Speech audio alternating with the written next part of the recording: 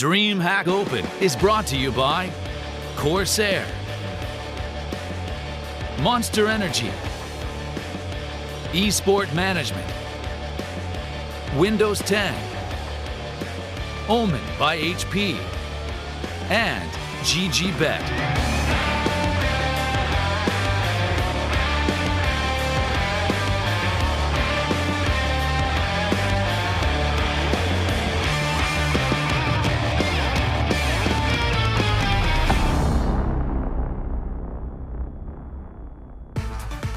Ladies and gentlemen, we are here in the Netherlands in gorgeous Rotterdam for the grand final of the DreamHack Open. Rotterdam, can you hear me? We talk about this crowd being the sixth player for some of these teams, but I have to say they're like the fourth member of the analyst desk. And my word, we are going to treat you guys watching at home and watching out there to a barnstorm of a final between crazy and heroic. My name is Frankie Ward. I'm going to introduce you again to my analysts in a moment, but before I can do that, I do need to say a massive thank you to our sponsors. This magic couldn't happen without them. They are Corsair, Monster Energy, eSports Management, Omen by HP, and Windows 10. Thank you all so much from the bottom of my heart and everyone here at DreamHack.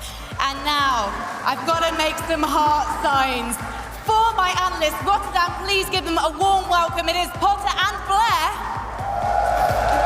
I love these guys. Me too, I'm milking it all I can. I have panda eyes going on. Potter, how excited are you for this final? I'm extremely excited. I think Crazy has emerged. They've shown up at this grand final day, Championship Sunday, and it's not what we expected, but it's certainly going to be an explosive match. And then we have the story of Heroic. I mean, Caden coming back from the wilderness after nowhere and then having a great performance on ECS Online, coming out on top in Pro League, and here they are in the finals of DreamHack Open Rotterdam. What a fairy tale story for both these teams. Well, before we get into that fairy tale story, we've got another story to talk about, because a team that we saw emerging here at the DreamHack Open were Besiktas. 4 women and 1 man, Blackie, who joined them from Asterion on loan for this event. And it raised the question, could mixed teams be the future of Counter-Strike?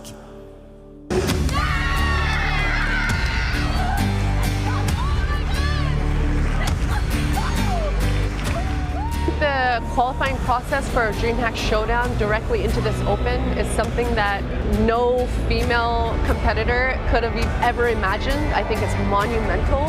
He just plucked somebody off of the small con, which means now Krasi has to do it all. And she does. Okay. Amidst them, and Besiktas take first round. That was clean. When we qualified to here, I think every one of us got a bit nervous because we knew that, okay, now we're going up against really good teams. We always managed to get the entry kills and, you know, take that map control that we needed, but we didn't play it correctly in the late rounds. We did good, but we could have done way better. But that's a learning experience, I guess. Go all in on long. Giuliano repeats, extends into the fight, and now it's starting to piece itself together. Throw to the cross, jump up, shut down. That's how it is. It's a learning process. Yes, it will disappoint initially, but given time, that's only going to help them grow. For a scene to flourish, you do need newer players coming in, younger players coming in. Like, you need like 17-year-old, 15-year-old girls who probably play a little bit of Counter-Strike, but they never really looked at it seriously, like from esports perspective. We have, when you look at the female scene, very few players. And then we started discussing options and, well, let's bring a guy, someone on our level. So we decided to ask Blackie, since his team qualified here with a stand-in and he wasn't gonna go. Guys can play with girls and they don't need to care, you know. You don't need to be ashamed of playing with girls, because as he said in an interview when they asked him how it's like, he said, well, it's the same as playing with my team or any other guy. There's no difference.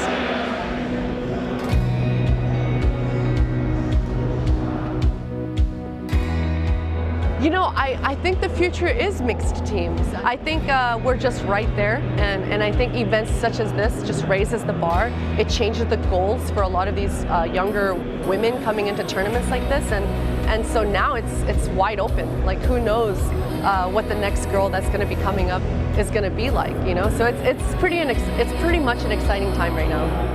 And having teams like Besiktas, like the CLG Reds, like the Copenhagen Flames, these teams playing can be a source of inspiration for some young girl out there who likes Counter-Strike. She sees these teams playing and she's like, you know what, I can be playing with them. Ignore what everybody else says. That's a tough lesson I've learned. Everyone is always going to judge you and your performance, so just ignore that and believe in yourself. And from this, we will just keep working really hard, and I hope that one more time we will come back here and make a better job. I'm hoping that this is a snowball effect. I'm hoping that since this tournament happened, you know, all the ladies that were watching at home, they get right to work and they want to be on this stage. They want to be competing here. And so I'm hoping it snowballs. Crossing my fingers.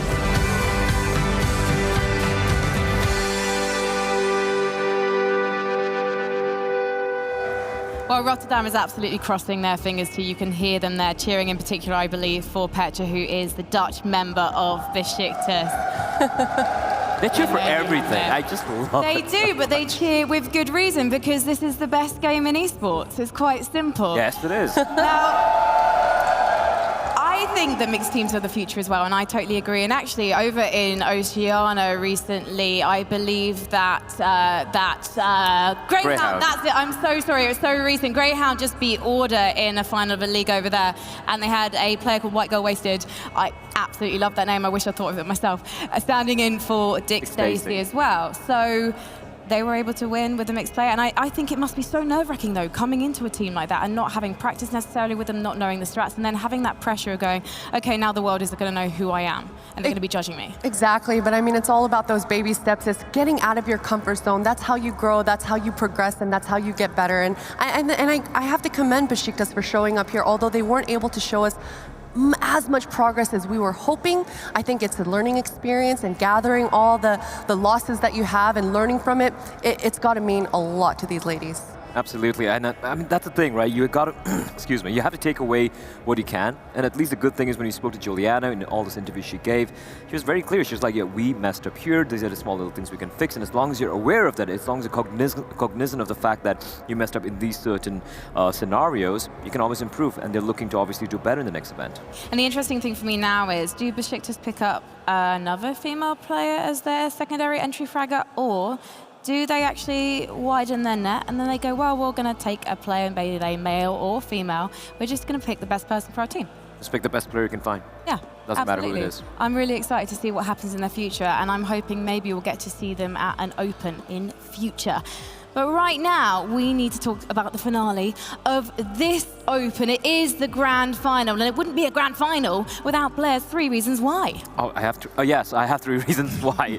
And the 3 reasons why I think this game is going to be one to remember. And it's kind of obvious why it's going to be this case. It's going to be crazy, and of course, it is going to be heroic. And the first 2 reasons are pretty similar. It is going to be Mr. Staven, and it is going to be Mr. Ships. These 2 youngsters, 17 years old and 19 years old, they're the 2 highest rated players in the tournament so far. They have been phenomenal, outfragging everyone. They have been the rock behind which their teams have been rallying. And reason number 3 is going to be the Cinderella story. It is the race of the dark horses. Coming to this event, we had Heroic having kind of a pretty impressive performance in Pro League. We had Kaden coming into the team, and they've been on a Cinderella run so far. They finally reached the finals. They've been considering themselves as underdogs, so to speak. And then we have Crazy, a team who lost their 2 star players, Nexa and Hunter, and had the coach stepping in as a player and picking up a new player, Ship. So it's gonna be one hell of a battle indeed. And honestly, I'm just so very excited to see what's gonna be panning out here. Us too. And actually, let's remind ourselves of what happened in those semi-finals earlier today. For those of you who have just tuned in, we kicked off with Fours versus Heroic, Potter. Yes, we did, and this was that Inferno match. It was such a nail-biting series, and this was that you broke this round down, Sudan, with S3 hiding into that big pit. And Heroic have a lot of these heroic plays, and they're very good at working off of each other, bouncing the aggro off of each other, and finding those kills. And it really allows players like S3 to flourish in moments like these. Indeed, they do. And also, if you look at some of the highlights we saw there, like you mentioned, a lot of heroic plays coming out. And of course, it wasn't just ships all the way, right? I'm sorry, for heroic, it wasn't stopping all the way. We had Esatag as well have so many great rounds. Borup, especially today, he really stepped it up. One of the youngest player, if I'm not mistaken. Actually, no, I think Esperanto is the youngest player. Yeah, Stop. Yep. I think it is Tobin. You're right, yep. Tobin. But Borup is also a very young player. He's the newest one joining the lineup as well, right? So the fact that as individuals, they're each individually able to step it up, I think is going to be a good sign, because facing off against CR4ZY, I still believe that they have a higher peak when it comes to pure individual brilliance. They've certainly been showing it, and I do gotta agree, CR4ZY's skill ceiling seems to be unlimited at this point. I mean, Ships has shown us exactly what he's made of. Esperanto has shown us exactly what he's made of. But Heroic has shown us something a little bit different. They've been showing us that teamwork, that the bouncing the aggro off of each other. I can't explain it enough. Just the bait and switch. I think the bait and switch is so overlooked at times, but every single time Heroic are going into those sites, they play off of each other so well. Well, let's take a look at what happened just half an hour ago, actually. Avantgarde versus CR4ZY. Yeah, this was a crazy game. I'm just had to say it out, right? Mirage getting picked, and it was a pretty damn good showing coming out from the boys over at CR4ZY, of course. Dust2 coming in. This is a map we expected Avantgarde to win hands down, and they did manage to pull it up, but in a 16-14 fashion, a very, very close fashion. Again, they were struggling against some of the individual plays coming out from the players from CR4ZY, and going to Inferno, it felt like CR4ZY finally woke up. What a play, what a game coming out from them. And for Avantgarde, when they're going to be going back home and just kind of like reflecting on what went wrong, they need to, I feel like, loosen up a little bit. The great thing about that team is they're way more structured and way more structured in their approach to Counter-Strike compared to some of the CIS teams we see and we know, but sometimes that can also be their undoing. Blair, maybe they need your massage skills. Maybe they do. Should come in on stage and just loosen them up a little bit while they're going through the warm-up. Well, they got to pay me for that, but yeah. Well, I mean, they might have a budget. There you go. If you're looking for someone, Avantgarde, Blair is available. You can borrow him before I need him for the next desk segment. Okay, I know you love this bit, Blair. And Potter, you're a fan too. It is time for the map veto. Let's hear your predictions. This is going to be interesting. I don't think Potter and I are going to agree on this. I think Train's going to get banned out by Heroic, and CR4ZY's going to go for the overpass ban. What are you thinking? I mean, the thing is CR4ZY have to veto either Vertigo or Overpass. They don't play either of those maps, and because coming into the series, Heroic have shown us that they have the balls to pick that Vertigo. So I think it puts CR4ZY at a slight disadvantage going into this veto series, and I'm thinking it's going to be that Overpass coming out. Yeah, I think it's going to be Train and Overpass, because if you look at Vertigo, it is a map that CR4ZY have played a couple of times here and there. It's not like they are completely unknown on that. Overpass, on the other hand, the way Heroic are playing yesterday on that map and day before as well, it is going to be really hard. Indeed, that is a big surprise. Heroic going for the Dust2 ban. Did you see that coming? I'm not too convinced about They do this. have a huge map pool, though. They do, they certainly do. And Heroic did have a little underwhelming performance yesterday versus Hard Legion on that Dust2. They did end up losing 6-16, I believe, or 8-16, and it was quite surprising. So maybe they haven't been able to get over that hurdle, but that leads the question. Train? Okay. Are they going to go with Train? No. Okay. They're going to be going with the same picks. They're going to go with Train, actually, no, Nuke and Mirage. I thought I saw a Vertigo there. So Vertigo not really being picked by Heroic. That's kind of curious. They looked so good on it yesterday. They certainly did, but I guess that at this point in the grand finals, it is a bit nerve-wracking. They weren't ever really challenged on that map, Sudan, so I'm sure they weren't able to actually test their limits and figure out exactly how good they actually are on that map. I do like this Nuke pick. S3TAC has such a historic performance yesterday on it, and he really kind of helped carry Heroic over the finish line on that map yesterday. Going to be Inferno as a decider, a map that both the teams are pretty comfortable on. Vertigo again getting banned out, of course, this time around by CR4ZY. They were given that opportunity, and it kind of feels like the phases were flipped. We kind of expected Vertigo to be banned out earlier on, but instead it got back in banned in the second phase and whatnot. But yeah, pretty interesting maps, all things considered. This Nuke could be interesting. CR4ZY can kind of potentially throw a wrench in Heroic's plans, because the thing with CR4ZY they aren't as structured, nor are they as polished, one might say, as Heroic, the way they approach the map, but also that explosiveness, right? It is so consistent, and when you have not just Esperanto or not just Ships really having great rounds, but also when you have players like what's his name? Emmy, for example, as an in-game leader, being so solid. Otto as well, even though he hasn't really come into his own in this event, he has been very, very impactful. He has the highest flash assist in his team alongside Emmy. They also have They also have, I think, the highest number of, I'm not sure about the ADR, but quite a good amount of damage and support being lent by these players. So it's not just about the star players really exploding, but the entire unit as a whole really contributing in their wins. Exactly. They haven't really had quite as much time as Heroic on the other side of things to kind of polish up their play. They've only been a team for just a couple of weeks, and so, but Heroic's Nuke, I gotta say, I'm thinking it's looking a little bit better. I remember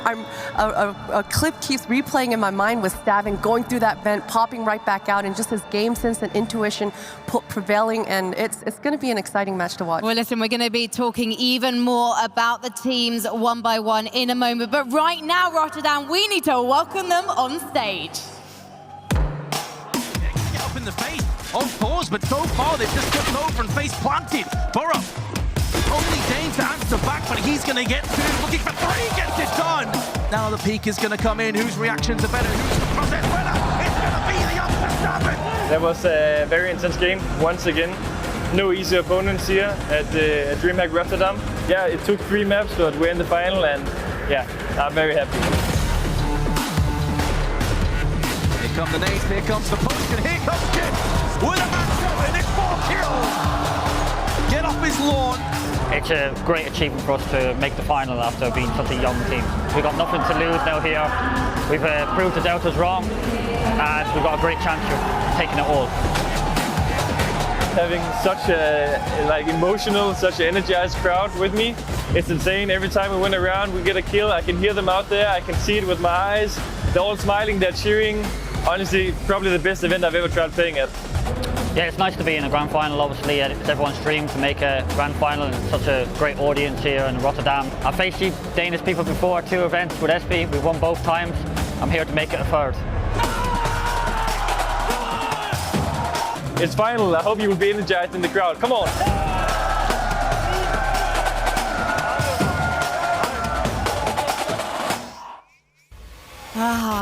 Showman, hype man, coach Neil M, and of course Cadian. And Neil M, like 2 of the players, only joined Crazy a couple of weeks ago, Potter, but he's clearly getting them energized, getting that synergy going in the server. He certainly is, and I hope he's drank a lot of monsters for himself, because man, he has been yelling all day long, and he's got to grind out all the rest of his energy for this grand final coming into this. If he has any more monsters, he might just kill himself. It's insane how much energy this guy possesses. Even till the end of the day, even last night, when I think we finished up around 11 p.m. in the evening, he was still pumped and ready to go. So yeah, I don't think we speak much of him as kind of like the 6th man of the team. He's not exactly known as being the super like tactical, coach, so to speak, but he's a very inspirational guy for the team, I guess. He definitely is, and this man on your screen here, Letney, we haven't been speaking about him quite as much, and of course, if you've got Esperanto and you've got Ships on your team, it's hard to kind of highlight Letney, a support style type of player on this crazy lineup, but man, did he step up in that last series. He had some monumental, pivotal rounds for himself, and he's certainly going to have to bring it here in this matchup and really work off of his stars in Esperanto and Ships and be able to support them and help them cross the finish line. It's really interesting with Letney, because day 1, those best of ones, he wasn't really showing his hand very much. He was very much, as you say, in that support role. And yeah, as the days have gone on, as the final has drawn closer, he has pulled something deep from inside and he's fragging out, and he's really, really showing up and clutching for his team. Yeah, he is indeed, right? And that's a great thing about both the lineups. I know we're going to be talking a little bit about Heroic down the line, but I just want to point out a pretty cool stat I saw. Ships and Stavn have a 63% and a 64% respectively. Sorry, opening kills respectively. That's 63% and 64% opening kill success. That is insane, and that's not possible if they're just peaking on all by their lonesmen. It's being helped out by the likes of an Emmy or an Otto for Crazy, or by the likes of a Cadian and a Snappy. The in-game leader and the operators of each team have the highest flash assists for the respective teams. That is a very, very cool stat. It definitely is, and I'm glad you mentioned that opening kills for Stavn. I think Stavn is such a versatile young player, being only 17 years old, coming into this lineup. And we heard Cadian saying he was actually the in-game leader at 13 years old at a LAN that he attended a few years ago. So he's certainly got the game sense. He's got some sort of experience, although it's weird to say that to a 17-year-old, but you can certainly see it in-game. His decision-making, his high percentage plays, his consistency, it certainly shows through. And man, I can't even imagine going through and entering constantly, then turning around and lurking. And and that's exactly what Stavin does.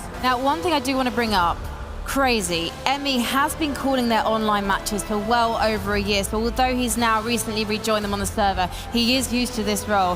Snappy, of course, another great IGL, lots of experience, but in terms of coming into Heroic, picking up when Blame left, he's had very little time, but he's got a solid game plan. He's bringing that team together. But I have one question, which is about the flexibility, because earlier on their Inferno T side, they had issues of running out of time to plant the bomb, and I would have thought you would change the game plan if that happens once, but it happened more than once, Potter. So do you think he's going to be able to adapt? Do you think he's going to change up the pace when the team needs to?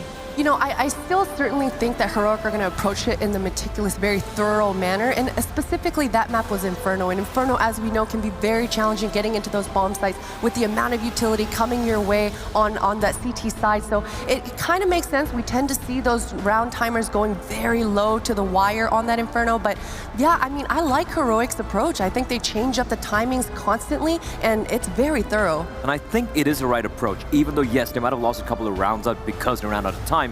But when you're playing against certain teams, like some of the CIS teams, or for that matter, Crazy, if you're not very methodical and meticulous in the way you clear out those angles, all you need is a Ships, or an Esperanto, or an Emmy, or even a Letney just lurking in a corner, and they can completely ruin your day. So I'm always going to go with being very methodical in your approach, even if that means that you're going to be a little slow. You're going to probably potentially have to make things very tight when it comes to times. But I think it is the right way to approach the game.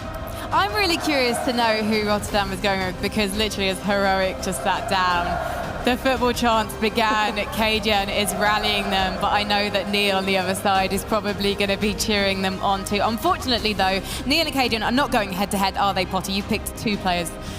Yes, and in this head-to-head, there was a bit of a, not argument, but there's so many players to highlight, but I've decided to go with Esperanto and S3 Tag. I know that we consistently talk about Stavin, we consistently talk about Ships, but these two players have been kind of in the shadows, and they've certainly performed here thus far, and S3 Tag specifically on that Nuke. Yesterday, he had so many multi-kills that really turned and pivoted the rounds into Heroic's favor, and on the other side of things, especially for Crazy as well. Yeah, and bear in mind, they are also the respective second highest fraggers on the team, highest rated players rather, right? And you can't keep all your hopes of your team on the young shoulders of players like Ships or Stavin. At certain points, some of the veterans have to step it up as well. And I completely agree with that. I think Esperanto and S3 are going to have to play their A game here if their respective teams want to take the win.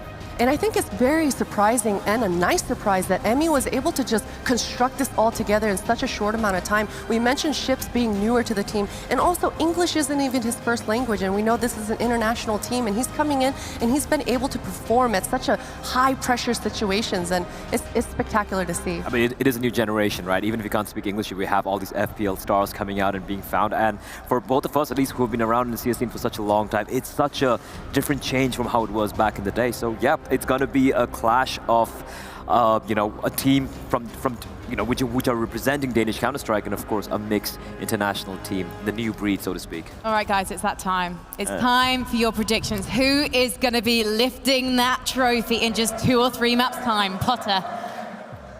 I've got to go with Heroic here. I feel like my decision making has been going back and forth constantly, because this match is certainly going to be close.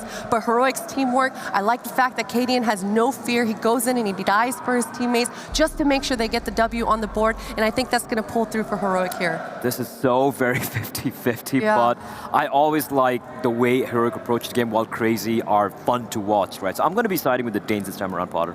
Okay, and you know, as usual, I just want Rotterdam to help me predict. So guys, let me hear you if you think it's Crazy. And let me hear if you think it's going to be Heroic. All right then, like a pastry, I'm going sweet and I'm going Danish. I'm going to be saying Heroic today. Let's find out what Twitch chat are saying. Oh, pretty close. Pretty close indeed. Ooh. They're happy about that. They're not happy with Twitch chat at the moment. Yes, I don't think many people are happy about Twitch chat most of the time. You know what, I'm pretty happy. I feel like Twitch chat have been behaving themselves today, but our outcasters behaving each other, Launders and Scrawny. Oh, we never behave, Frankie. You know that. That is true, but you keep it clean on camera, and I appreciate that. You know what, guys? Before we hand over to you, I do want to hear it once more from Rotterdam. All together, everyone. Are you ready to get go. this grand final Let's make some underway? noise. Let's make noise. Let's go. Take it away, boys. Have fun. Yeah, but before they cut us away from you guys, I just want to say, Rotterdam, you have been one of the best DreamHack Open crowds, and I want to see what we had in those semifinals because you guys killed it. But even though we won't be able to hear you, or you won't be able to hear us, we hear you. We hear you. And every cheer, every chant, every scream matters. Hell yeah. So, Mo, without further ado, the analyst desk is done. The players are hopping into the server. The camera's on us, and that means this grand finals gets started. Yes, let's do it. This one is so close to call. I know Twitch chat likes a good underdog. We've seen them from their predictions this whole event. But in this matchup specifically, I'm not sure who's the favorite. I think Heroic slightly. I think it goes 3 maps almost certainly, and Crazy looked so good in that last series, and they just took down Avangar, so it'd be impossible for us to say, like, there's no chance they can win. No, absolutely. This is an interesting stat, though, right before we jump into the next pistol, right? 12-4 in pistol rounds for Heroic. That's going to help them big time. Yeah, and you can feel it. And like you said, even when they didn't win the pistol round, they almost always converted. They did such a good job on those ecos as well. Snappy has been so creative and so clutch with his strats on those ecos, and the pistols have been very confident. At least 50% of the pistols Heroic lost, they won the second round. Every time. You know, so that's just meaning early momentum for Heroic constantly. Map like Nuke that can really play into their favor too. Cadian getting ready. Yeah, he's feeding off the energy of the crowd. It's great that there's parity. I know the Crazy fans are getting loud as well, and I'm sure it's hyping them up. Neil in the back, like, bringing the energy. There's definitely a lot of personalities that are feeding off of the crowd right now. Yeah. 100% cool as well that we've got, like Bless said, the 2 of the highest rated players in the server currently, and that they're on opposite sides. Both of the first men you see on screen here, Stown and Ships. Young players, very hungry, lots to prove, and both of their very first DreamHack Open finals. Yeah. So without further ado, Rotterdam, let's hear it. Let's get into Nuke! Okay, that's wonderful. Map number 1 begins. And we're... Just kidding. No, just, yeah, everyone hold your horses, okay? We've got a quick pause. This is a map that's, and it's important to actually talk about this. For Heroic's T side, they've got a lot of variety. They've been doing this online on a win streak, on the up, very solidified in their roster, and have come through have a very prepared Nuke and a very good map pool overall. We're going to see that come through, and it's going to start with this T side. I know that when we were looking at Ston and Ships, 2 highest rated players, both played really well on Nuke. I think that they're going to go head-to-head quite often, both very clutch. And for me, almost more than anything, I'm looking at Esperanto. You talked about it, how now he has more room to shine without Nexa and Hunter on the team. He has been an absolute monster, averaging 90 to 100 in that last series. You know, he holds a DreamHack record. 2018. Winter. Yeah, no, not winter, actually, Tours to summer. In DreamHack Tours 2018, he showed up and was the absolute lowest rated player at the event in his DreamHack debut. 1 month later, he comes with the same roster into DreamHack Summer, and they beat Optic in the finals, being the first European qualified team to ever win, and he's tournament MVP. So this kid has such a peak, and we have seen it here in Rotterdam. Pistol underway. And Esperanto keeping eyes outdoors, where Heroic walk their way forward. Cross is being held from both ways. Esperanto was in a bit of danger just for a second. Could be an easy USP tap. He'll at least be able to call this out. Lots of players crossing, not many nades to work with, but they've made it to safety. They're in lower already. Ships is going to try to take a position in the back of sight. Emmy tucked into the corner of the vent, nearly cleared. Cadian, oh man, lucky to be standing still, but it's the CTs with the opening kill. Emmy's gonna get cleared. He's the first casualty on the side of Crazy. It's Esperanto and Ships just picking heads down here on B, and they've dropped that bomb, but Borup brings it back at least a bit. Minute on the clock, and a frag slides by. Cadian, by surprise, drops one off of sight. Oh, rotations came through instantly. We've actually got someone coming in late through the halls. Letney will take a peek, but it's planted safely. Nobody in decon to fight. And this is just going to be a battle of whittling each other away. Body shots could finish the job at this point. At least for a couple of the kills. Otto has that full HP, but is being held in. Oh, Borup, almost has a chance. Cadian now is going to have to come in with a pistol clutch. He's back behind Otto already. Letney's the man who has this kit, and he's going to come over to the bomb site now, try to swap onto it. They think he's over towards construction. Cadian's going to stop that defuse, and he doesn't get away. Kit picked back up, but there's just no time. Heroic start with pistol. Wow, it's going to explode. That's nuts. That was a really well played round by Cadian. They flake defused the bomb. They could have got away with it. Cadian walked the entire way. That's the only reason there wasn't anyone body blocking when he went for that first shot. And that was it. A pretty rough pistol round from both sides. You know, there were so many health bars that were low, but nobody actually died on that initial cross. They got into lower with 4 players. The rotation was heavy and quick. Everybody dropped down the vent, wrapped around secret. But Heroic come away with that one quickly. 2 scouts on the board here, Esperanto and Otto. And Chips with his infamous Mag 7. Yeah, man, he was gnarly with that thing on the B site of Dust 2. Massacre on the entries, but not going to be challenged just yet. Slow start into lobby. Crazy not going to get hyper aggressive here. 2 scouts on a map like Nuke. Going to have to pick their positions properly. Yeah, they're looking for scout tags whenever they can find them. Double cross smokes outside from the tees. Borup takes a spot of damage. That's clearly a scout shot to the body. He's not going to be able to cross off this, and somebody's holding the outside of the smokes, rendering them useless. This fake will amount to nothing. Heroic have to figure out where they're going to go. They continue to get tagged like this. They're in 1-shot range of the pistols, of the sidearms of the scouts, of the Mag 7. So they've got to be diligent and very deliberate.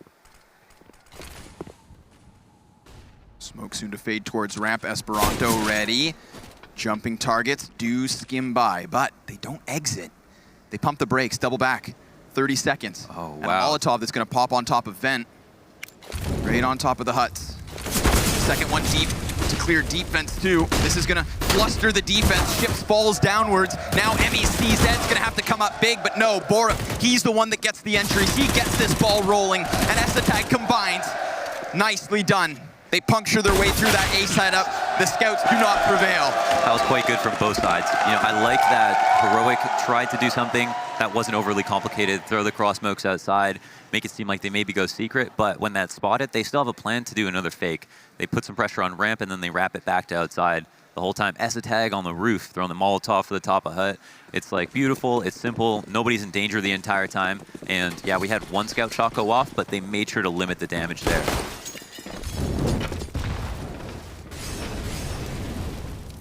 Round 3 is up, only pistols. Aggressive move here from Esperanto inside the hut. They heard him running for sure. Snappy just spotting through this kind of square hole in the wall or in the floor. And they trade damage. An easier round than the last. But they're definitely not out of the woods until it's over. Right. Easier round for Heroic, but a round with so little invested, Crazy could maybe throw caution to the wind, get those risks rolling. That's what Esperanto tried to do in hut, but he was turned away early, and now they don't have much more to try and do. Thorough rounds since the pistol from Heroic. Looking to minimize their mistakes. Cross smokes go out. And before you get into the meat of it, this is really important that when a team starts to throw cross smokes, you see them for the majority of the rounds in the half, because it changes up how the CTs respond to them and use their nades. So even if you don't use those cross smokes, you're begging a CT to play secret, you're begging nades cross spam outside, your Heaven player is very busy, so there's a lot of good reasons we're going to see more of that coming. More Molotov damage here. Deagle's still in a good position. 2 shots out. Oh no, nearly a third for him, but Ships is all that remains. Still 2 Ts slain. That's weapons chucked to the wayside. Just goes to show. He has 1 Deagle, 2 bullets, and 2 kills. Like, that's the performance Esperanto's putting here in the Netherlands. Yeah, we know what he can do in finals. We know he'll be ready. He's not going to be too nervous. He always seems so ultra focused, like laser focused, right? Yeah, that was wicked reaction time. So now we're into the first rifle round of the game. Everybody's going to be buying up their full nades. I'm only looking to see if there's an op bot. Ships will have one. Initial presence outside one more time. We'll see if we get those cross smokes going in for the tees. So far, nothing. Red box control taken by them. Otto's got support from CT spawn and Letney closer proximity. And we see it's drawing a lot of the resources, whether it's the actual players who now have to position outside, or members of who could be an upper. People who could be playing ramp are now focused on this potential threat that may not be real. We can see they're crowding around the red box. The smokes are not out yet, but they plan to cross. Yeah, they're hoping, of course, that a secret peek comes first. Nobody has popped up, but Bora will find Letney. Now, Otto, there was a gap.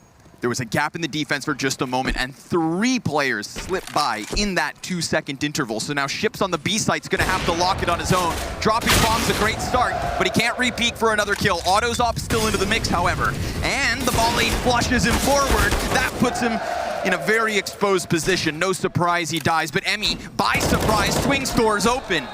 35 seconds, and he has that bomb right where he wants it.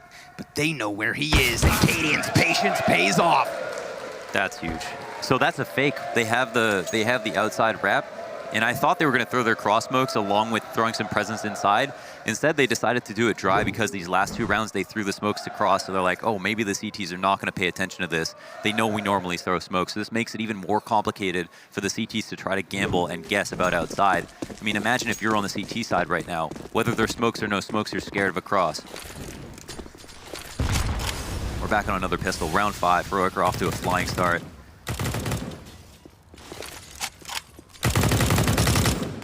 Half armor by in almost all the CTs. No stack involved. I think we've got 2 people coming up secret, if I'm not mistaken. Bore up here just to hold the outside push. Heroic lay back. It's a really common strat to do a lobby crunch with the ramp push combined with the hut push. And it works so often, even when it's expected, just because you close the gap. You create so many entries into lobby, and you can almost always cause a CT to have to flick back and forth, 90 degrees. But here they're paying it a little bit more passively, excuse me. Ooh, Otto slips into the smokes. He was playing just next to the secret stairs. But this is still going to enable Heroic to pass. Like you said, that wall of smokes, or the lack thereof it, opens up variety. And Heroic silently slipped past it. Esperanto's in the corner, and it gets cleared. But Otto, hot on their heels, may not be expected. They're not going to give him a chance to walk behind them and catch up, though. They start sprinting in. And Ships, on the cusp of the site, has to keep eyes in both directions. There it is, flank caught. Door open, Ships knows that's decon. Emmy burned and smoked off, means he cannot help. This is solo Ships.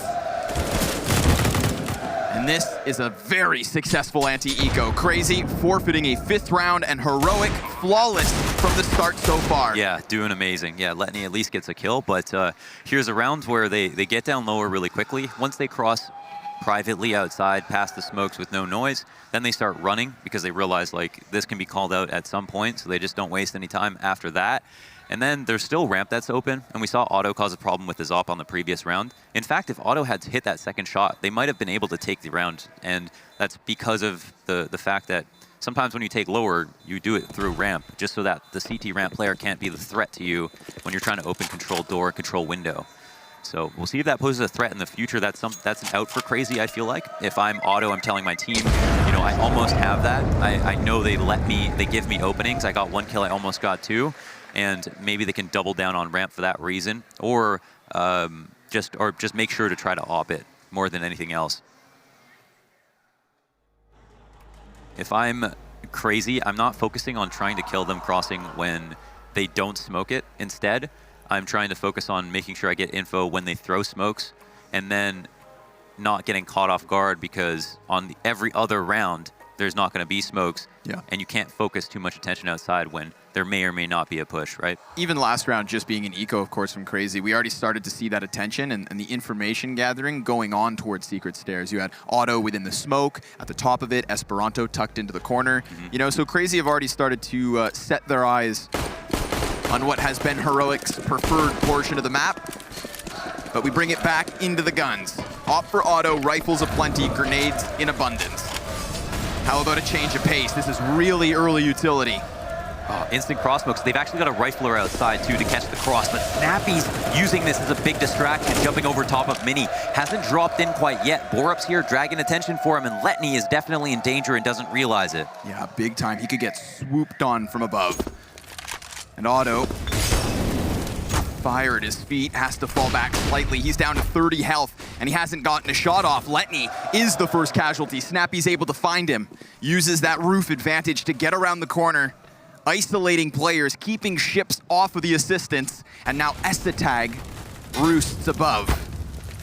Stown brought down to 20 HP. Snappy with another frag though, so this is Heroic coming in big. They set their eyes onto the A site. No defense remains. Another great round from Heroic. I know it's just crazy. This is, you know, tier 2 competition, begging on tier 1, trying to prove themselves in finals like these. But Heroic we're looking at, like, you know, Astralis levels of variety when it comes to their outside plays. You know, we've seen them do outside smokes or not outside smokes, use it every single round and in a completely different way. This round they have the smokes go out instantly, but then Snappy's just using it to wrap over top. And you'd think he was going to maybe rush into Mini and try to get a kill for himself. Yeah. Instead, the long-term plan was to have everybody wrap around Heaven. And that just makes it even more complicated, more difficult and confusing for your outside players on CT side.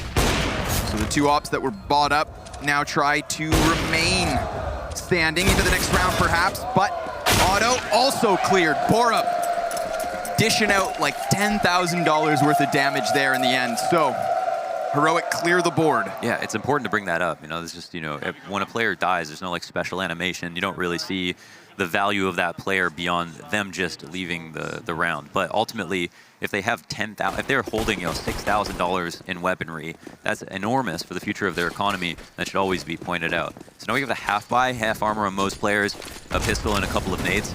The CTs are used to this, but do they have another plan? We'll soon find out. Again, the T's just doing their due diligence. This time they're invoking a lurk from Borup. He holds control of Secret. He can be used in a multitude of ways, and they can even move off of his information or a kill that he gets. Looks like Ramp's on the ducket. Smokes that cuts off a couple, but still, they'll challenge through. Letney can do nothing to keep ships alive. Trickling down to the B site, bomb in tow. No surprises for them once they get there either. If Otto can maintain stairs control, maybe cut off Borup, that's gonna give him a gun, but he too tumbles. B in its entirety belongs to the Danes. And honestly, I feel like Nuke does. You know, as you said, this has been a great showing from them so far. Crazy looking outclassed. Very similarly to the way they did yesterday on Train versus Havu. You know, when they weren't on their map choice in these best of threes, they weren't just tested, they were pummeled. And sure enough, Mirage, that's a good spot for them. This is not nearly done, but they've got to have some sign of a response here. They've got to show this is even from the get-go. Certainly, so far, this is a masterclass, but a team will never look stupid until another team makes them look stupid, right? So this also comes down to how well Crazy are playing. It's, I won't lie to you, extremely hard to read what Heroic are going to do, and that's why we're lauding them so much. But we're now going to look at, in the next round, what Crazy are doing wrong or why they can't deal with all these different looks outside. That previous round, they did have someone rifling outside, throwing the smoke in between Mini and Red Container, and then wrapping to the outside with a Molotov, and then trying to get a peek like that. That's a perfectly acceptable way to not only hold outside, but get information early if they're not going, right? Yeah. Just you have line of sight. It's a bit risky. You kind of want your most aggressive rifler to do that. Someone like Ships would be amazing because he's so comfortable playing by himself. But certainly one of the remedies to this ailment is to probably play outside a bit more aggressively. Well, they try to soften him with nades. Unfortunate that Ships relegated to ramp solo, but there's the opening taken back already. Instant trades from Estetag. Stown's found a way to tuck himself behind vent, and Estetag's gonna creep through smoke. What's he gonna do from behind their line? Stown activates now, gets moving forward. Smoke grenade plumes in his face, but there are gaps to play off of. Still even to the 3v3. Emmy retains control of outer. Can they just shift this into ramp fast enough to catch CTs by surprise? It seems so. That's beautiful. They picked a completely open choke point. They had Ship's attention outside, can no longer launch ramp aggressively, and they just converged so quickly into that three-man rush. No hesitation. There was a guy outside on the upper site. They had to worry about him for a while, so Heroic abused that. They've been deliberate. They're moving quickly, and they get the bomb down with more than enough time to spare. Cadian even had time to go through his options as to where put that plant, and he opts to put it on the side of door. Snappy tucks himself behind sight, sees the body through the window, door. And taken down is two, the third. Letney last seen in the corner, but he will fight back somewhat of his own. 28 HP, Cadian ready to give chase, and that's gonna seal the 8th as well. No saving on this server. Holy smokes. Nothing but a goose egg for CR4ZY. CR4ZY is the lowest banking player with $9,400. Oh. Everybody else is 12,000 or more. That means not only are they winning rounds in a row, but certainly there are 8-0 halves that are closer than they look. This is not one of them. That was, like, you know, it took us 8 rounds to get here, Lunders, but that round we had, of course, the T's getting their aggression outside again, you know, creeping through the smokes, and for once, finally, CR4ZY, they regained control of it. It was Emmy to get the final kill outside. He shuts down the mini, and then suddenly, the rest of the T's are gone. The lack of hesitation that came out of Heroic in shifting their offense down ramp was awesome. And again, Ships was just trailing by that 2-second mark, but letting them jump over the rail and get into B spelled disaster. Spelled an 8-round streak from Heroic. And it should be an easy 9th, because we are back onto pistols for the CT side. Wall of smoke erected instantly. They've already thrown someone down the secret stairs. Borup doesn't let off the gas pedal at all. Yeah, you'd think at some point they're going to let it slip. They're going to take it a little bit too easy. These rounds are coming with ease, and I don't know if they'll make the mistake this time around. CR4ZY don't have a read right now. They're kind of staying kind of calcified in their spots. Not exactly dynamic with their positioning, and there's no bait setups or anything like that. Otto's just here trying to get some information. Lets them know he's here to potentially slow them down, reroute them upstairs, because there's still CTs that have not dropped. Letting me over at the ramp. And this is the game that ends up being played. If you're the T and you expect that the CTs know you're in lower, you can safely hang out in control room, get all the way around to decon, wait to see if someone drops an event, but that probably doesn't happen.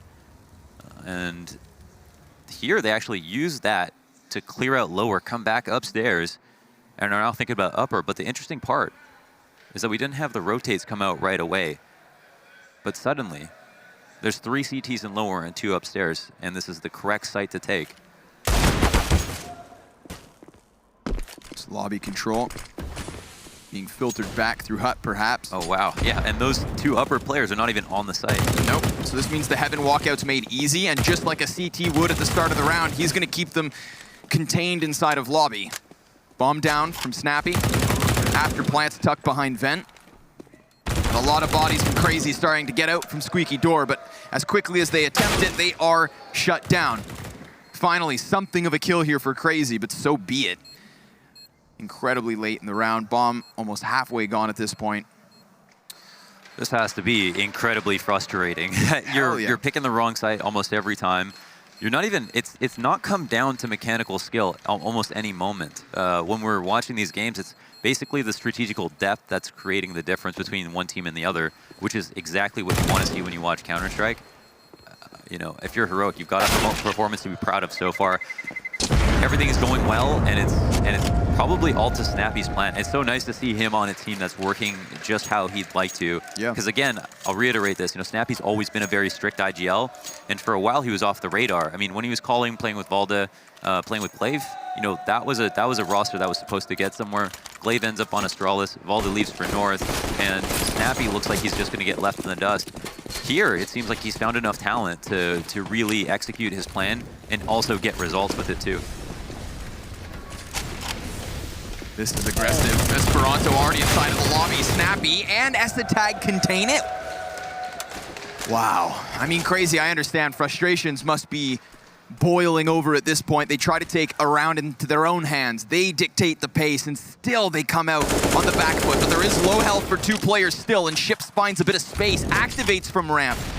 A player who hasn't seen any action for what it seems throughout this entire half so far now gets to put some pain onto the CR4ZY train. 2-2, the members left. Low HP for CR4ZY as well. But a minute to try and get back this bomb. certainly don't want to blow this one. It's not going to be an easy round for Heroic to get back into their own lobby with CT's camped out. So eyes on Esatag, but he's low at the moment. I think the proactivity is a great move. You know, it's something different. If you keep trying what's not working over and over again, that's the literal definition of madness. So it's good to see them trying something that you wouldn't like to start out a game with, but in this situation, it's probably welcome. Good old-fashioned lobby crunch with good guns. And that's where the CT palms get sweaty. Oh, Ships even waits for the second flash. Wow. Very nice. Molly still pushes him into the open. Cadian should have the angle now, but Ships ready for it. And Esatag's health disadvantage should spell disaster. Yes. Not even needed, but there we go. 10 rounds deep, and we find Crazy on the scoreboard, Mohan. Hey man, the first one's the hardest. It can be, and you know, you go back to just earlier today, Heroic were dismantling fours on Nuke, and albeit the CT side to start, it was still this big of a lead at the beginning, only to still finish in a very close half. So definitely don't write off Crazy. Oh wow, that was a last bullet headshot from Ships too. Whew. On Cadian. If he had even missed that, he would have got opt. That's wonderful. But yeah, it's a psychological game at this point too when you're losing this badly. So, but they've broken the seal. We'll see if they can overcome it. Now they look to use that broken seal and flood into the A site. A messy affair. Esperanto getting 2 kills from above, but what? Cadian through the smoke trims one off of the numbers, and Crazy find themselves with just a one-man advantage. Stown honing in towards heaven, hoping that that Opper walks around the corner. This is a powerful spot, but this is usually what happens when an execute fails. Somebody always gets out to this part of the vent, so our Heaven Man's almost certainly going to know that. Otto, however, he's got a good gun, so there's a reason for him that he might try to slow clear this. He seems quite confused, and Letney is out here at opposite vent. Yep. They're going to boost a player over Hut. Perhaps. Just trying to clear back sight now. And he's up. This isn't going to give him an angle onto Letney either.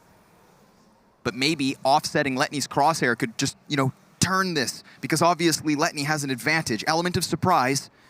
And a very good angle to hold. Yeah, now he's going to have the trigger discipline, but he doesn't shoot. And because of that, it's 2v2. Stown now fixate the entirety of his attention on Heaven, and Cadian's going to be secured to plant. Assuming Otto doesn't come out with a miraculous shot, this is going to be a retake attempt from Crazy. There it is, Heaven cleared, but it ships out from Vent. And Stown, with 20 seconds, bomb on his back, swaps to it and goes for the plant. He commits. Ships doubling back around through lobby. Op versus Krieg. He thinks he takes the high road, but the timing now. Down, drop, Ships up close. Will give Crazy a second. But let's talk about the losses. 1 survivor after this defuse. Yeah, and you got to appreciate the attention to detail in the mid round there with the, you pretty much have a failed execute. Esperanto gets 2, another player nails down 1, and you've got Ston outside the vent, 1 person in Squeaky. You're trying to get scraps, kills if you can, and this comes down to a 1v1. So that's a really fantastic play from Heroic. But it's good that we didn't have like auto peek Heaven accidentally die. I actually think that Letney made the correct play by not shooting at first. The only reason he got killed is because he edged out slightly and was in line of sight of top of Hut. Yeah. But he had no reason to kill Cadian, who was never going to turn and look at him since he was already exposed. So I think he made the right decision, and sometimes you're still going to die. That's part of the game as well. Sometimes that's just life. Yeah. Crazy looking to keep the spree going. 3 in a row would be great. Ship gets aggressive. If they won't go to him, he looks to sniff them out.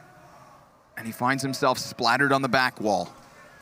Otto, the second op for Crazy in this round, is going to try to maintain that control of ramp. Yeah, this losing the opening kill is no more important. This is the map that you cannot give up the 5v4 early on CT side. It's already hard enough with 5 players to watch the amount of spots necessary to hold down Nuke.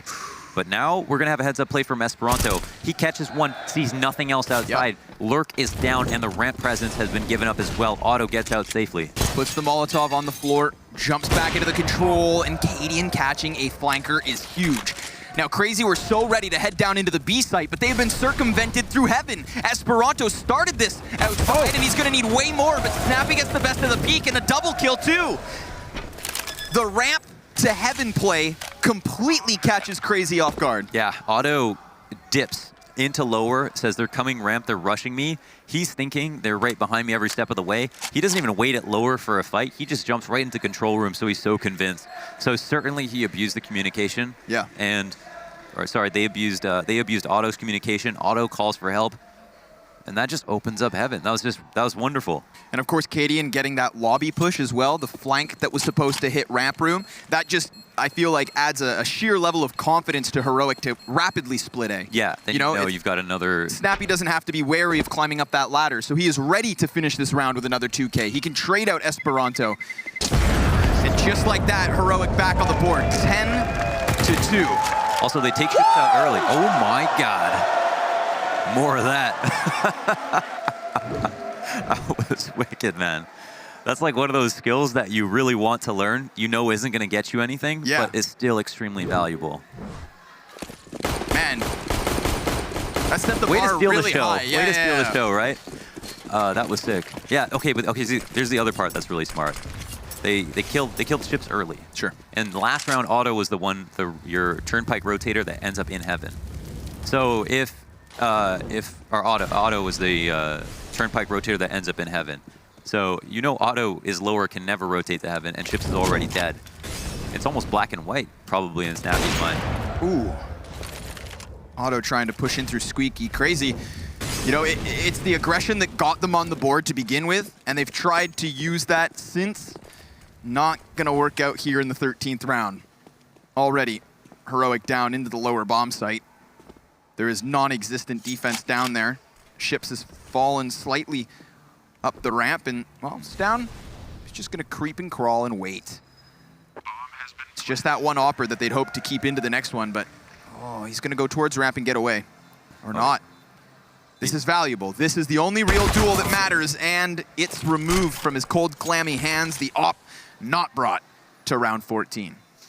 I'm sure there's a temptation for Heroic to be like, all right, well, you know, we get away with outside so much, like, let's toss in this fast play every once in a while. But Crazy did a great job when they pushed through inner hut squeaky split. They did a fantastic job of stopping it. So you think, okay, maybe they just go back to basics and see if Crazy can stop the slow default. And I don't know if they can, so I really don't see a reason that they need to change things up anymore. They've got that off. Yeah, and they've got the off. It's out here. He's hiding. Oh, okay. Cadian. He's just out. We're about to round out this half, man. It's already round 14. Heroic are absolutely stomping Crazy. Yeah, when does map 1 start? Yeah, it went live on when? 2 more rounds of this onslaught of an offense. At least it's a gun round, if there's any silver lining to be seen. Crazy, gonna lose the control of Squeaky Door. Letney, Molotov back towards stairs. It's a fast one. Esatag's already trying to wrap around the heaven. And he's gonna get caught by the windowsill. Awkward gunfight to give a 5v3 away. Crazy will happily, with both hands, take whatever they can at this point. Beggars can't be choosers. Oh, but maybe they need to beg more because there's just no mercy being shown here from Heroic. They claw back into the 3v2, take their man advantage, and they leave Crazy cowering in CT spawn. Yeah, they don't even have a good place to retake from. Otto's also got an op that's going to hinder their mobility. This is an open A site if they want it. It's just on Heroic to decide, like, can they get there? Because they aren't completely sure about heaven. I think that's the key moment when they'll take the site. If they find that out. And Chips is being so meticulous about clearing this angle, but Borup is just narrowly avoiding him and then takes down his teammate. Trade comes out at the very least. It's 1v2. It's not exactly 50-50, and op shot is missed. That's information gained. And the bomb carrier, but he's gonna try to cut him off and instead walk into... It's a very confusing map. Okay, so the reason Prius hates observing this map is because it's so difficult to know where people are, right? I mean, it's just, because of the verticality, it makes it so insanely difficult to follow every single important fight. Heroic are kind of highlighting that with their strategies. They're appearing in upper when they're not supposed to be, lower when they're not supposed to be. They're abusing the fact that the rotate is so quick from upper to lower at times. And they're making these mid rounds like they're constantly causing Crazy to try to follow their act at every turn. Ships ends up getting traded out 1 for 1. And they push through that smoke knowing that he was solo for a second, but Otto's here to help out. Yeah, Famas in the corner versus 3. Snappy giving him the bomb. A gracious gift. But Cadian will look to snatch it back. 3v3, and it's only MP9s for Crazy. And still, Letney flexes with it. Esperanto doesn't want to hyperextend on the flank, but Heroic splitting up. Gonna push that bomb into hell as Cadian goes down to clear B. And I think this utility usage might really sell their presence. Could draw Crazy down when really bomb goes up. Yeah, and Cadian can come help from heaven as well. Oh, that's a big kill. It's unfortunately the vent break that gives it away. Yep. Now Cadian will happily just come back through lobby. And seeing as it's the final round of the half, Letney bamboozled on the B site. Yeah, and actually, you know, that's why Esperanto breaks the vent. Because Cadian was down there making so much presence. Yep. Letney's totally distracted. Oh! And everybody's getting shot in the side of the head. Just wrecked. I mean, this map could be over before you know it, but you're still gonna have to wait until after the break for the second pistol.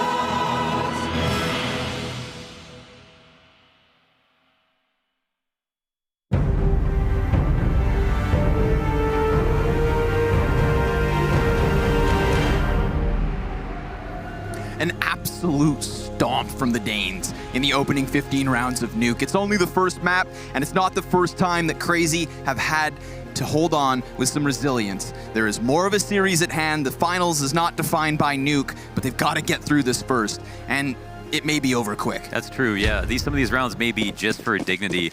And sometimes, again, if you put a team in the right atmosphere, then they're going to shine. Maybe for Crazy, that's the T side. Heroic's T side was unbelievable. Maybe their CT side is going to be more regular. We don't know. But it'll all start, as we all know, with the pistol. Snappy's going to get the contact. A couple T's hopping could really screw him over. Does have Estetag to help. And the pistols have been crisp from Heroic. A big win rate for it. Now would be better than ever to shut down map 1 quick. It's a 4v4. Ships behind box. Oh, he's been spotted. Yeah, Snappy needs to know. Oh my. Okay. Just drive by. Crazy still kept back at bay. Inside lobby now, outnumbered 2-1. And Snappy's gonna fade away further. Borup plucks another off the board, and it's Letney with everything to do. You know what? Let's make it a clip, my man. There's only 2 more left. You've got 100 HP. You have the bomb, you have half armor, and you were last spotted with 50 seconds left. There's not going to be much information on you. He didn't take the USP. Opts to use his Glock. Wrapping around through Mini, we've got Esatag on the back of A site and Cadian push deep in lobby. So this is separate 1v1s, and he has a chance. A gush! It was a gush! Had he swapped to the other pistol, that's a kill in a 1v1. Yeah, that was, yeah. He was super close. Anything to any part of the body. Wow, he looks like H3. Anything to any part of the body, that would have been a kill. That was close. That was a really good attempt. And it's good to see that Letney's on fire. He sometimes doesn't have good maps. This tournament, I think overall, he's been pretty fantastic. He was lighting it up on Inferno versus Avangar, which is good. But yeah, man, I mean, honestly, it might be a travesty if Heroic don't destroy on this map because of the first half that they had, because of how good it was. Right. You kind of want to look at the scoreline and go, what happened?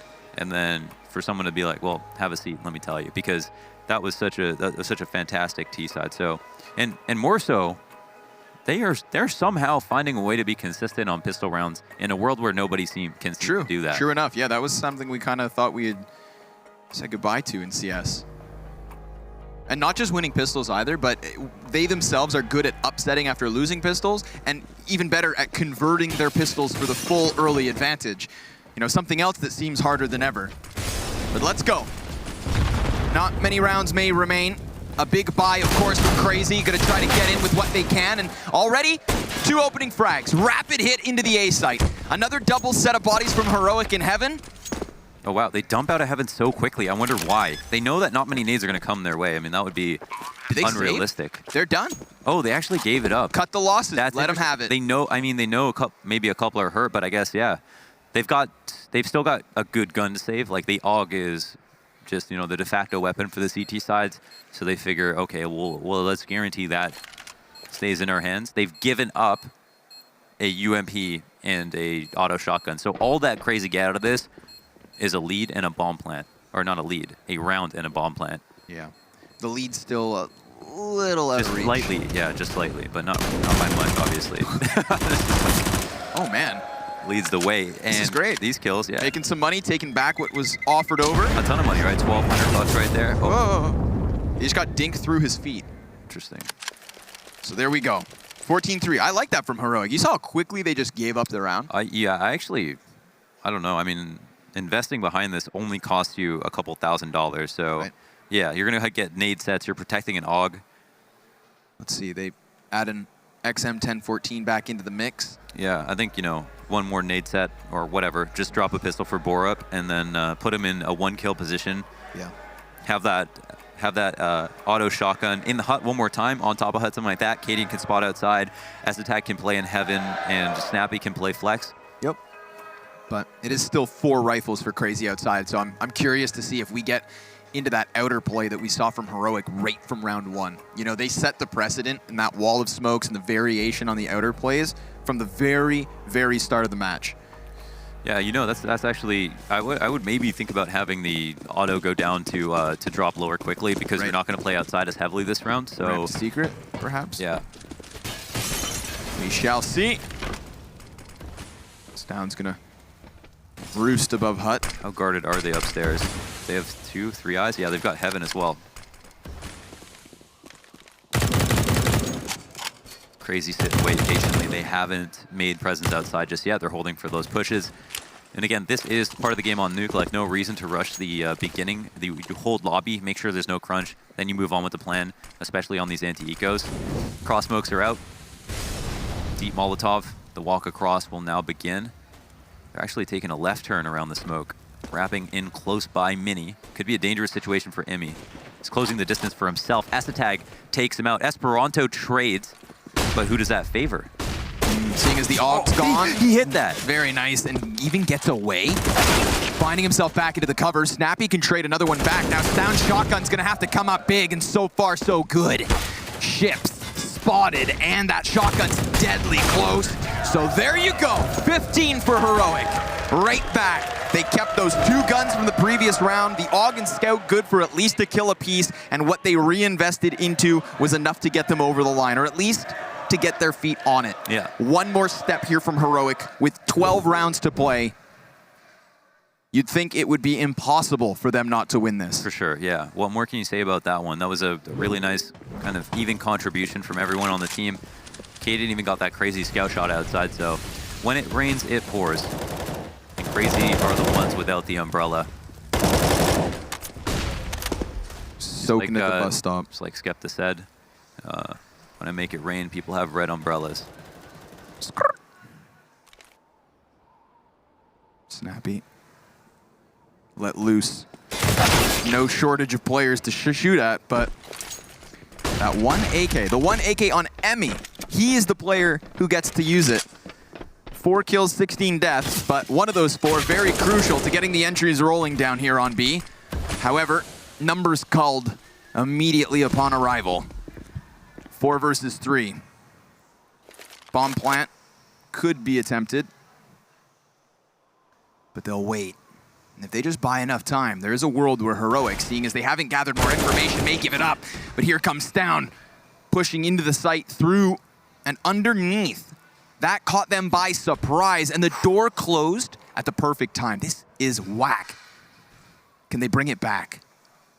35 seconds left to do so. Cadian clears through those vents. Now Borup's been spotted, damaged oh so slightly, and a door swung wide means Cadian almost denies anything further. It'll be Sound to finish these rounds 16-3. An obliteration. At least it was Nuke. fast, right? I mean, I'd rather death by guillotine than by 1,000 pins and needles. So that's maybe a good thing that they didn't waste too much of their stamina playing on Nuke. 19-round game, I mean, it hurts the dignity, but what's dignity worth? They're here to win the series. Right, and you know what? I'm not sweating yet. I don't think this is going to be a total blowout at all. Yesterday, in our decider best of 3s for both Group A and Group B, we had washouts in all 4 of the initial map picks. But then every map 3 gets real tight. So let's throw this one over to the analysts, let them pick apart Nuke, and Laundress and I will see you guys on Mirage. We've caught it. We're going to pick it apart. I'm just wondering, yes, double ball. I'm just wondering if it could have all been so different, if that pistol round had gone differently, because Cadian dies, but the bomb still detonates, and from there it was game on for Heroic, not so much for Crazy Potter. It was, and Cadian always makes these high intelligent plays. He's just not going for the clip moments. He's not playing for himself. He's always playing for his team, and his individual stats, he doesn't care about them. And I think that's beautiful to see. It's the teamwork, that's the dream work, and it certainly showed here for Heroic's side. He might not care about his stats, but he had 20 kills and 6 deaths, over 100 ADR, really stepping it up. That was what we like to call a beating. If Nuke was a Surgeon's table, the Surgeon was Heroic, and they just completely dissected the CD side defense. And to be very honest, Crazy didn't really put up a defense, right? In a couple of rounds they won on the CD side were just pushing into its lobby and just aggressing with pistols and hoping to get lucky. And they did get lucky a couple of times, but that was never going to be sustainable. And 13-2 T side on Nuke, that's pretty much done and dusted. It's almost unheard of. Do you think that maybe Crazy needed to play a bit looser in the start? Because Ships, actually, they got a couple of rounds when Ships was actually unleashed. He'd been playing that notoriously difficult ramp role. And finally, they let him roam free, and he picks up a couple of rounds for them. Yeah, I don't think that would have really made much of an impact, right? 16-3, it could have been a 16-7, could have been 16-8, but I still don't see how they got a double digits, because the way Heroic were playing, even on the CD side, you saw the moment they lost 2 players on the upper bomb side, the call for the save, immediate instant call for the save. They were just ready, and they had a complete control of the map. Like, it's one of the few games I've seen so far in the entirety of this particular event where one team has utterly, completely dominated the other one. Exactly, and it was Heroic on that T side. They were always so spread out, and so spread out. We saw it earlier with Avangard and their teamwork being spread out and it kind of punishing them. But for Heroic, the discipline in each of these players to hold steady, to be patient and wait for their teammates to regroup and gather and attack the site together, it really punished the side of Crazy, because at any point, they didn't understand if they were going to be at ramp, if they were going to come through that connector, if they were going to bust through that door. There were so many angles of attack that Heroic could have exploited, and they exploited all of them. I just got to point out one quick thing as well. I think it was 7-0 in favor of Heroic, and Staven had 1 kill and 3 deaths. That's how much of an impact everyone else made. Staven didn't have to do anything whatsoever, and he's been a hard carry for this team. I really want to say hard carry because everyone is putting in the work as well. He didn't really have to do anything because everyone else was firing on all cylinders, and whatever plan they had going to Nuke, it was working perfectly to the T. I want to quote a philosopher a loved man, a Liverpool FC supporter, launders. He says an Astralis level of variety in their outside plays on Heroic's first half. And I guess Heroic, you think of them as the third Danish team, right? Especially now the lineup is truly fully Danish. They swapped Freiburg out. Actually, seeing this performance, obviously Astralis #1, North #2, but could Heroic be on their tail? Hey, Heroic have been grinding their way through it to make it there, and I'm glad you mentioned Launders because now he's ruined Letny for me. Every time I look at Letny, I'm going to be thinking about H3 constantly. Well, I mean, I do agree with the way Launders put it across, that it is a lot of variety, but one thing I noticed as well on the T side, it was very structured, but the moment they realized that Crazy wasn't really putting up a defense who was out of bomb side, I think there was one round where, I'm not sure which player it was from Heroic, I think it was Esatag, or maybe it was Staven, who was already at Hell, from outer towards Hell, with 1 minute and 35 seconds on the clock. That's some Foon level stuff coming out there. It is Foon level, and it's got to be a testament to Heroic's communication and just their philosophy, the strong philosophy and understanding exactly where their teammates are going to be, and in result, it allows them to understand exactly where their enemies are going to be. And you could see that Heroic members had an easier time in this match because of it. Well, like Foon, we are going to bunny hop into the break because when we come back, we're going to be on Crazy's map pick.